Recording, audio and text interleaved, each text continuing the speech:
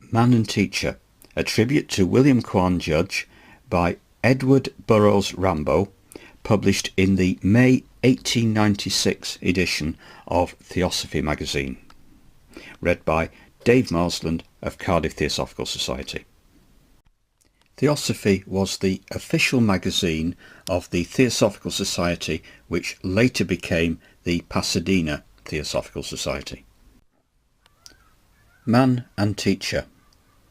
Oh, the mystery of the divine ego back of every manifestation in the physical. Which of us can write truly of that divinity which for a time we see clothed with the body? It was not my privilege to be personally with WQJ often or for any length of time, but the few opportunities I had will always be remembered.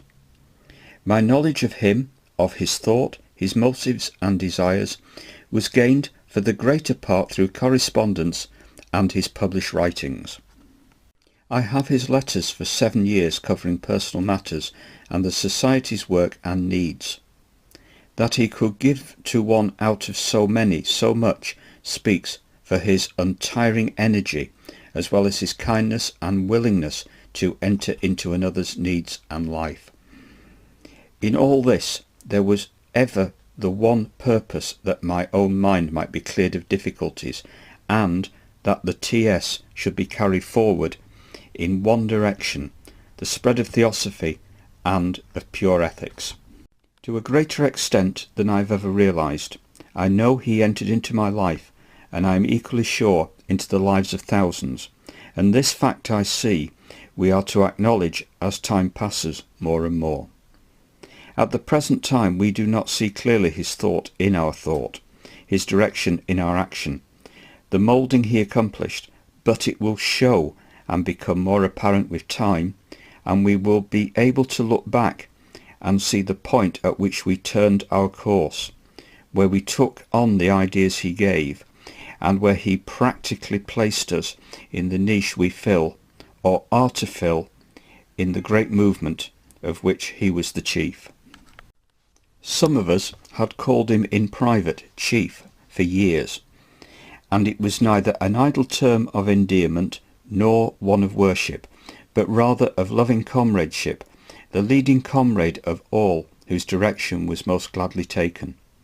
He swore no one to allegiance, he asked for no one's love or loyalty, but his disciples came to him of their own free will and accord, and then he never deserted them, but gave more freely than they asked, and often in greater measure than they could or would use. He was always a little ahead of the occasion, and so was truly a leader.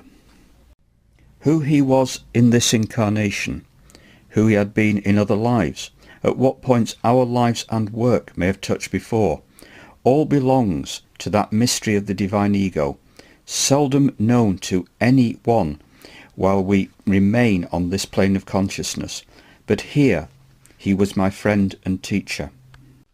To the loving friend I must bid adieu, but the teacher I shall not part with.